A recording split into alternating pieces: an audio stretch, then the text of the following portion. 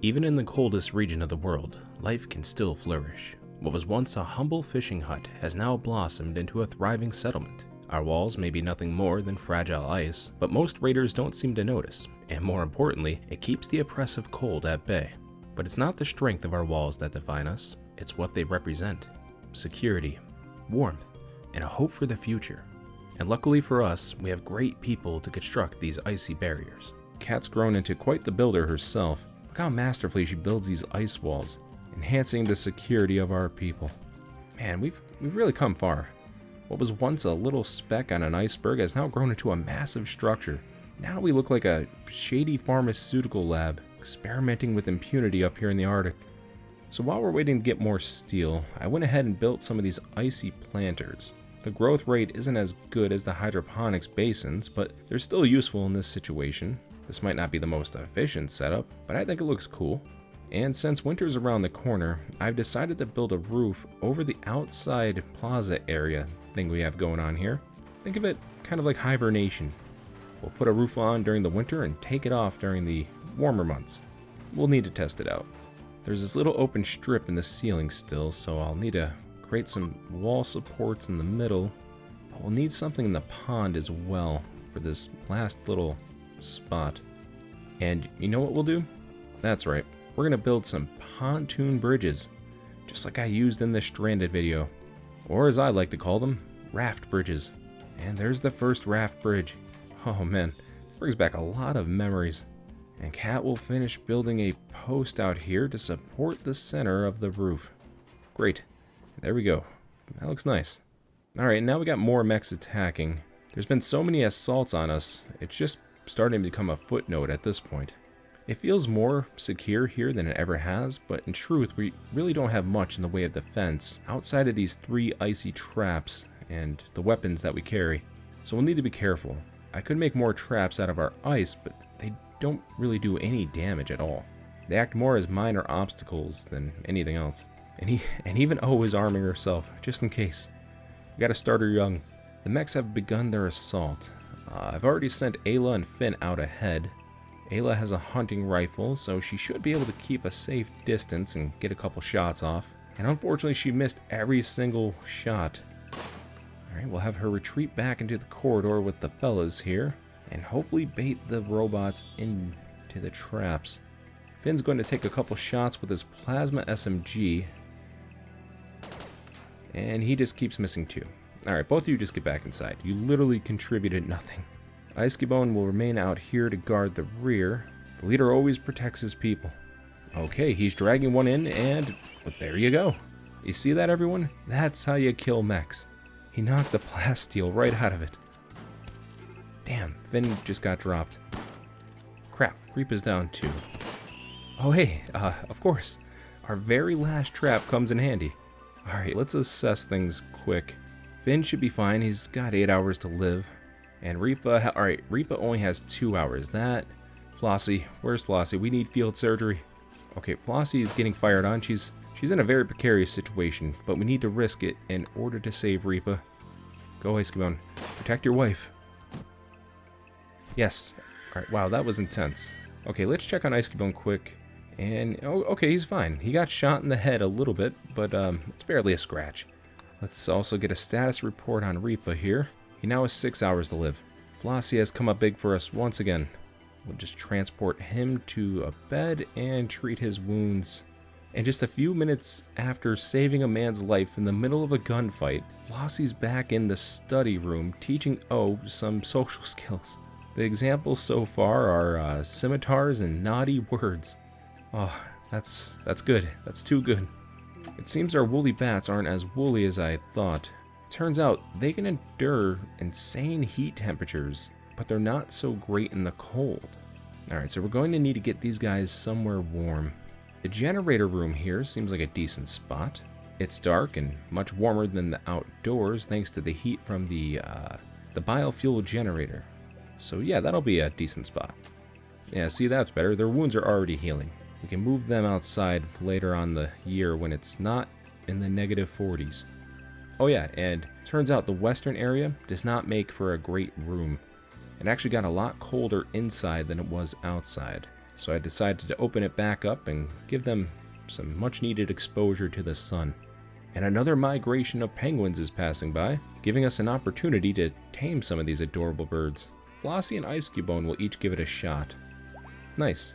Flossie has successfully tamed hers. Now it all comes down to you, Icecubone. He does have inspired taming, so he should be... yep, there we go. Wonderful. We've got some new friends. And they seem to enjoy sleeping out on the ice. Look how cute they are. So we're currently suffering through a volcanic winter. It's negative 76 degrees out. How do the majestic penguins manage such amazing feats of toughness? The only solution for extreme cold is extreme heat. Who cares if our electric bill is going to be outrageous? We need the rice to survive. And the people too. Yes, of course. Now, being that it's so cold, we're going to prevent people from coming through this door. We can't risk our crops getting colder. You know what? We'll go ahead and block off all of these doors too. Honestly, this whole room needs a redesign. I didn't consider how cold it would get in here, even with the heaters. So I'm going to relocate one of the bedrooms up here and create a temporary walkway down there. Who knows? Maybe we'll make this a permanent one. The Alfs and mechs have come to destroy us. And of course, we're being raided right after I made a hole on the outside wall. This can get ugly. Luckily, they're going to wait a bit before attacking, which will at least give us a chance to patch up that hole in the wall. And do you want to see a whole lot of cuteness before we fight? Look, here's O reading a book, and she's doing so next to some sleeping penguins. Yeah, you can't handle that, can you? It's too much adorableness. To arms, people. The mech assault has begun. Ayla will peek out first to sneak in some early long shots. And Icecubone will go out ahead too, just in case. Alright, he's pulling one of them in. Okay, good. Well, at least he executed it. Shoot, I forgot to open that door. Ha! Some would call it a trap door. Okay, so now Icecubone just has to get back inside. Hopefully this won't be terrible. And we'll have him just go right here, and he should be okay. Oh wow, Icecubone just pulled it onto the trap and knocked it down. Great. Get back in the hallway, even further down. Keep shooting at them. Buy us some time. Ayla just got hit really bad.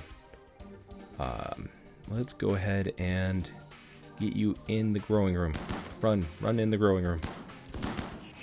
Finn, keep shooting. Doing great, man. Alright, you're hit too. Not too bad. This could be worse. Alright, Finn, you get inside. Icecubone, you stand there. You're not too badly hurt. You just keep holding that door. Cat will assist you here. Now, Cat doesn't have armor on, so hopefully they won't target her. Alright, good. Wow, we're doing some really good work here with these thrombohorns. And that looks like it's it. Another group of mechs has been defeated. We're actually getting pretty good at killing these things. Hold on. Ayla's right arm was shot off? Wait, was she always missing her arm? Or did she lose it in a battle before? Huh. Because if that just happened, I think she'd be a lot more mentally upset.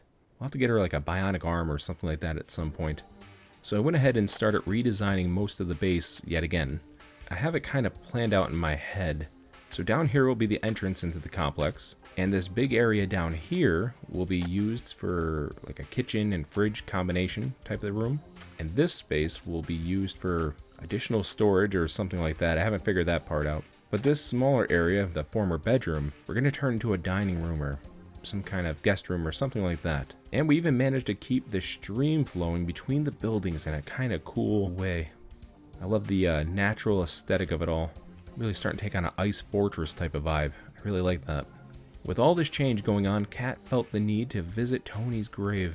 They may have had some differences, but at the end of the day, they were like family. Thankfully, her and Icecubone seem to be getting along much better now, and they definitely work well together, too. Like, look, they're building the crap out of this wall. It might be negative 69 degrees and snowing really hard out, but inside it's cozy and warm, and there's plenty of life to be found.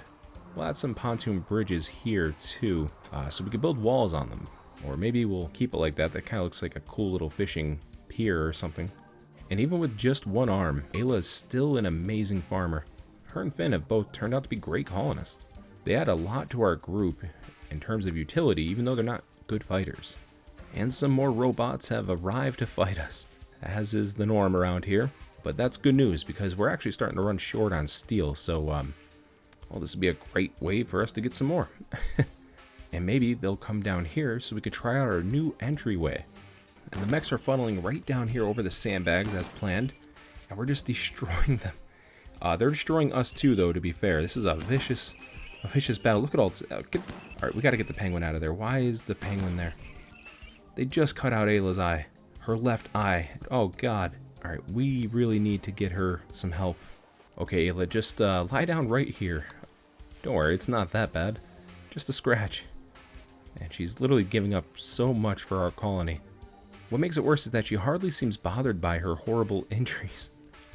It's almost like she's happy to have lost a leg, an eye, and a toe.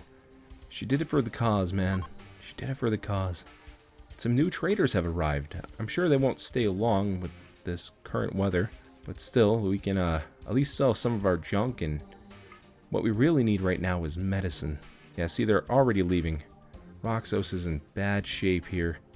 We might actually need to rescue this guy. Yeah, he just fell. Oh, alright, he's actually dead. Well, I thought we'd have a chance to save him, but he did leave us some pemmican and silver, though. Oh, and a book. We're being visited by the Broken Dominion. They look pretty fierce. They have a don't mess with me kind of aura about them. I can't quite explain it. It's just an oppressive group of people.